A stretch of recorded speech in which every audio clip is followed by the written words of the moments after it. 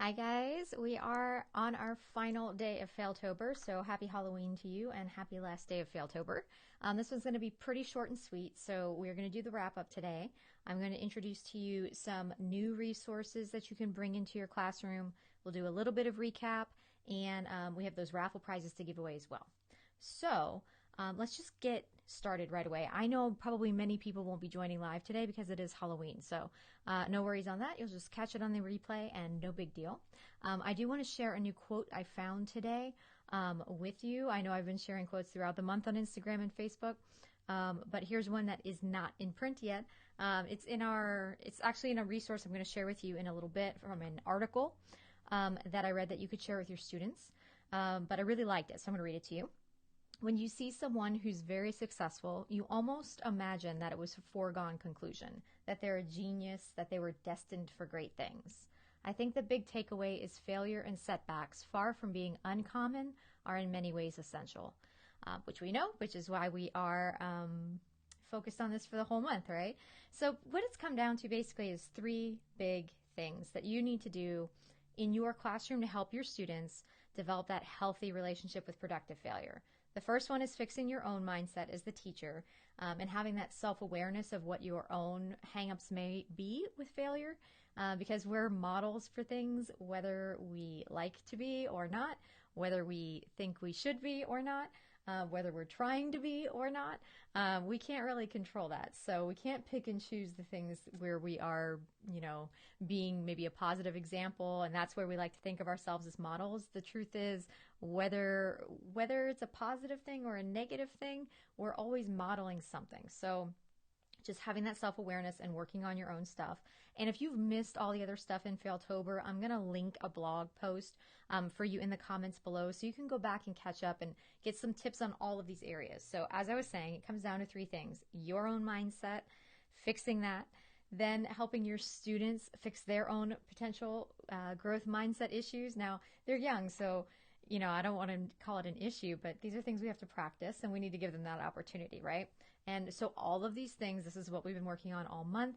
And then last week we talked about actually giving students that opportunity to practice, because it's one thing to believe all these things in theory about growth mindset, to believe it's, a good thing to have determination and persistence and grit and to bounce back.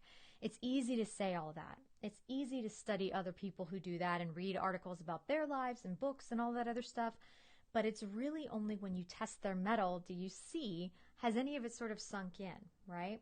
And these things for a lot of people do take actual practice. So, it's like your muscles don't get stronger by thinking about lifting weights. You actually have to lift the weights, right?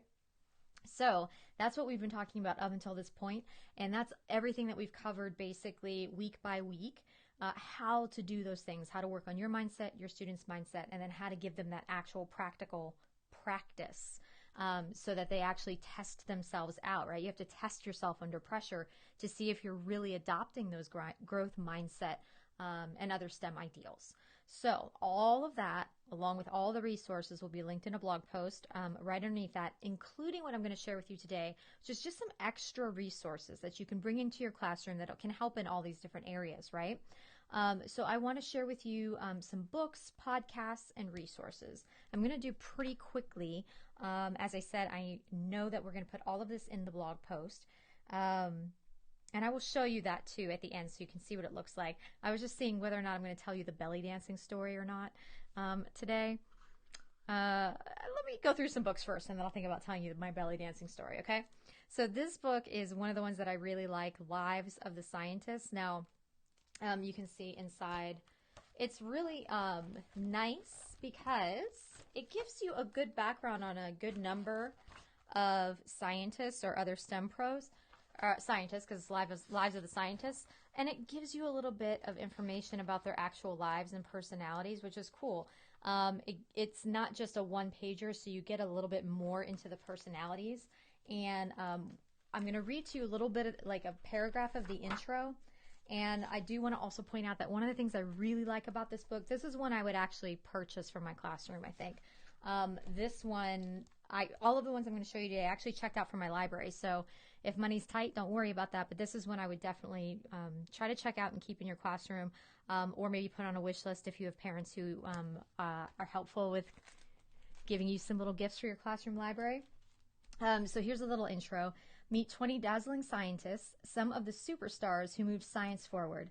Other books explore the details of their discoveries. This book is about their lives. What were these men and women like as human beings, in the laboratory and out of it? How would their neighbors have viewed them? All were geniuses in one way or another. Many had prickly personalities.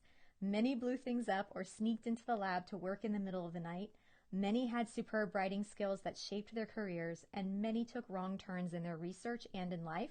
Even geniuses make mistakes.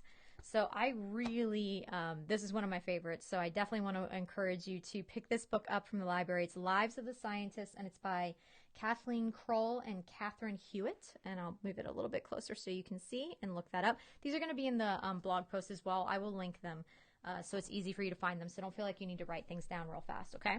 But that one's great because I really like getting into making these famous people more than just, you know, caricatures or icons. You know, they were real people with real personalities, and that was always the thing that I found really interesting as a student. And it gives you a little bit more insight into some of their failures and their mistakes and the way they bounced back. So I do like that book does a good job also of giving us a good mix of men and women and a good mix of ethnicities, because this is something I found when I was looking for resources for the STEM Ideals series, that it was harder to do even now than I would have liked it to have been, to find a good mix of men, women, and ethnicities. We're getting better for sure as time goes on, but there are still quite a lot of books, you know, that are just a whole lot of white men. And we should, not that we shouldn't study, you know, their contributions to science. Of course, there were great ones. But I like to provide my students with a large mix so they can see themselves in these STEM fields, no matter whether they're boys or girls or what ethnicities they are. So I like to have lots of opportunities for my students to see that. So I'm always looking for that in the content, and that this book does a really nice job of it. This is another one that's nice. Superwomen, 6 Scientists Who Changed the World by Lori Lawler. This is more like middle school. You can kind of see in here, or maybe even upper elementary. So they spend a good amount of pages. You know, you're only getting 6 scientists here in 50 pages. So they spend a good chunk going through their lives. So this one's a nice one. Would I buy it for the classroom?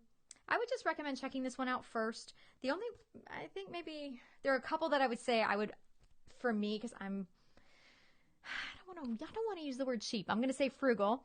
I'm careful about what I buy. I would put any of these on a list for like asking parents to donate to my classroom. If I were going to be using my own money, Lives of the Scientists, I would definitely buy. I might buy this one too. I really like this one, Heroes for My Daughter. And I believe he has another book that's Heroes for My Son. I haven't seen that one. I haven't checked it out.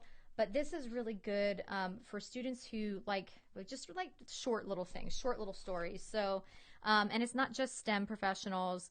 It's just all different people, young and old, that this author felt would be good examples for one reason or another. And they're very short. So this person and this entry, and then it moves right to the next person on the next page. And you can see they even have Lisa Simpson. There are some really interesting ideas in here, and I think if we're just talking about growth mindset in general and character ed, this is a good one. I really enjoyed reading. I read it cover to cover. I really enjoyed it.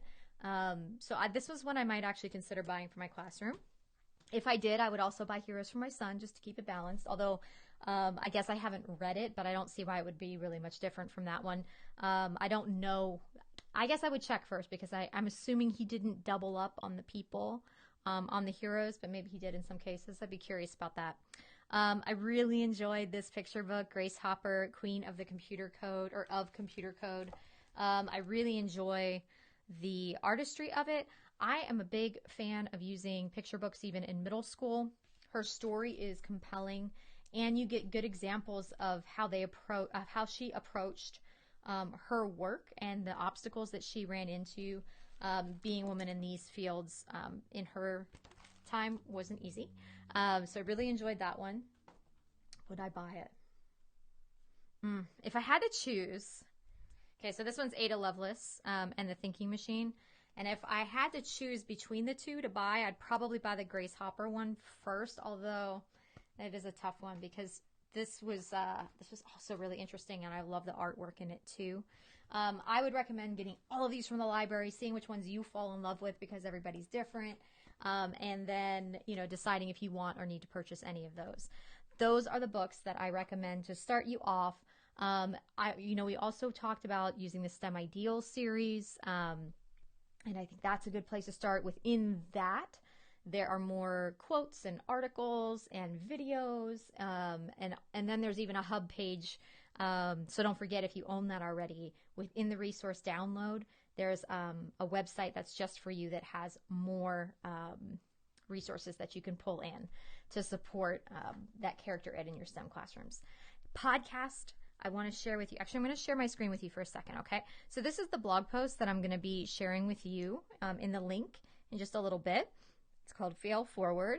And within this, I'm going to just scroll down for a second. You can see I showed you some of these books today, so they are all here if you want to click through or just check them out on your library, but you don't have to write anything down now. I wanted to come over here because I had a couple more things I wanted to point out to you. Podcasts are a really good place for you to start or to kind of keep your own mindset work going. I'm going to actually keep myself here. So I didn't realize I could do this before now. I don't know why I didn't notice it before that I had that option. So hi, I'm still here. So one of the things that I really like, there is this podcast. There are more and more coming out for teachers now, but I really like this one called Teach On, Teach Strong. It's very positive. There are all kinds of great teacher topics, and I think it'd make a really good ride on your way to work or from work.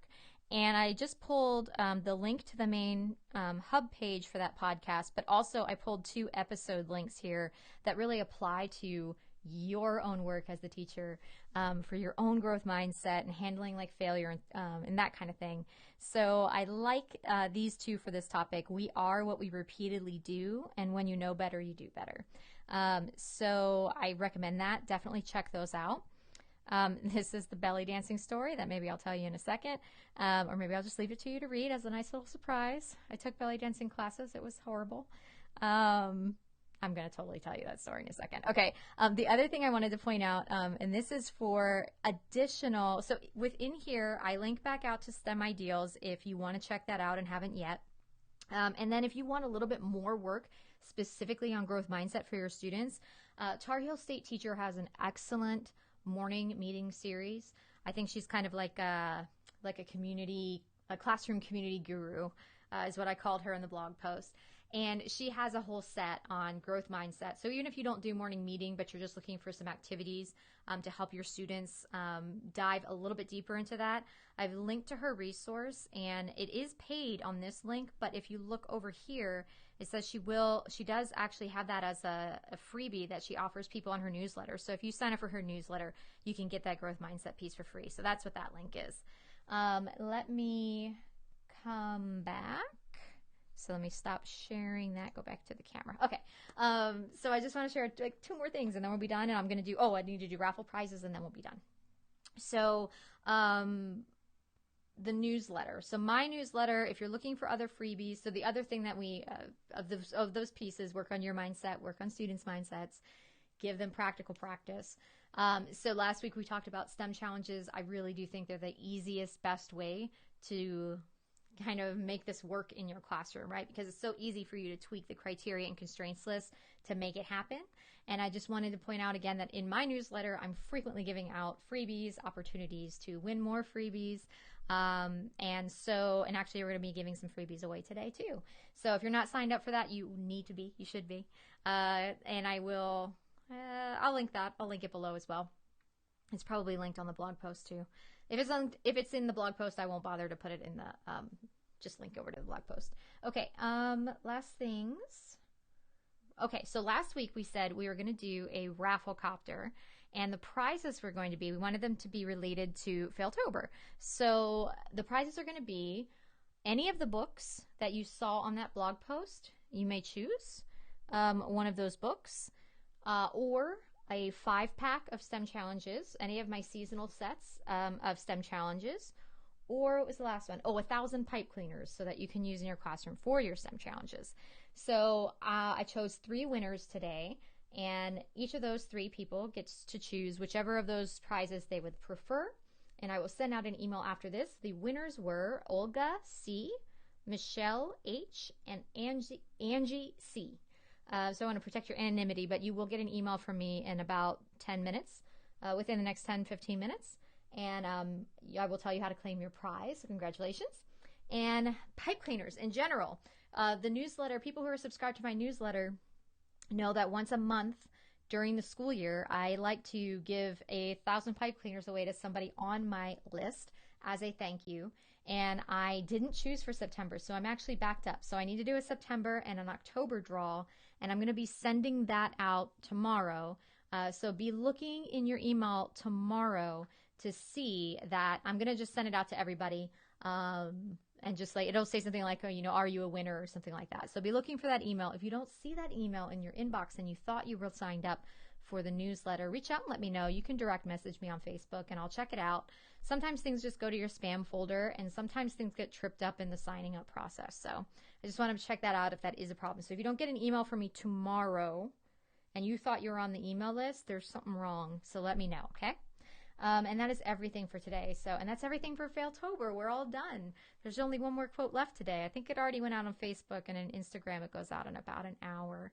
So I hope that it was a beneficial month for you. I hope that it's helped give you some practical tips for helping your students, because if we don't do anything but help them develop a healthy relationship with productive failure, that's going to be the biggest gift maybe we could possibly give them. So I'm all about helping them do that however we can, and I hope that it was helpful. So let me know, and let me know if there's anything else I can do. Other than that, happy Failtober. I'll see you next time.